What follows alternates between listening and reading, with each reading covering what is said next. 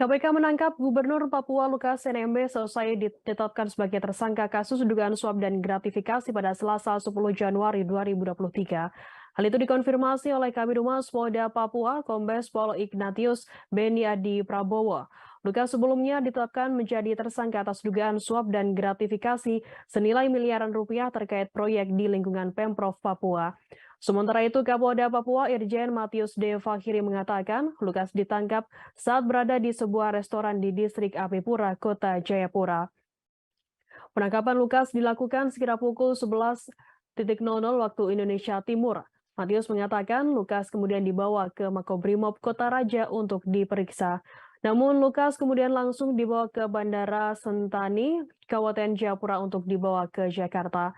Penangkapan tersebut juga dikonfirmasi oleh pengacara Lukas NMB Aloysius Renwarin pada Selasa 10 Januari 2023. Lukas ditangkap penyidik KPK dan sejumlah aparat kepolisian di sebuah restoran.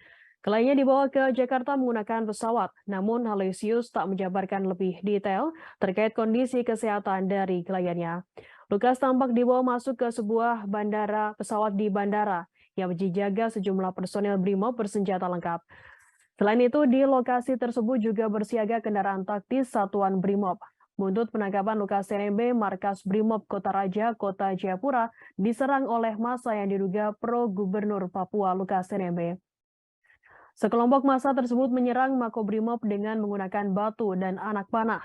Diduga penyerangan dilakukan karena KPK membawa Gubernur Lukas ke Makobrimob. Merespons penyerangan itu, pasukan BRIMOB mengeluarkan tembakan peringatan sebanyak 4 kali dan memukul mundur massa ke arah Jalan Baru Apipura. Selanjutnya saat ini situasi di depan BRIMOB Kota Raja sudah kembali kondusif. Selain itu, pihak keluarga memaksa untuk menerobos ke pangkalan TNI AU Silas Papare di mana lokasi Lukas sempat diamankan. Pihak keluarga meminta agar aparat keamanan diberi kesempatan bertemu dengan Lukas NMB. Juru bicara bidang penindakan dan kelembagaan KPK Ali Fikri mengatakan Lukas akan menjalani pemeriksaan setelah tiba di Jakarta. Lukas saat ini diterbangkan dari Bandara Sentani Jayapura untuk berangkat menuju Jakarta. Ali mengatakan upaya paksa terhadap Lukas NMB dilakukan untuk kebutuhan penyelesaian berkas perkara.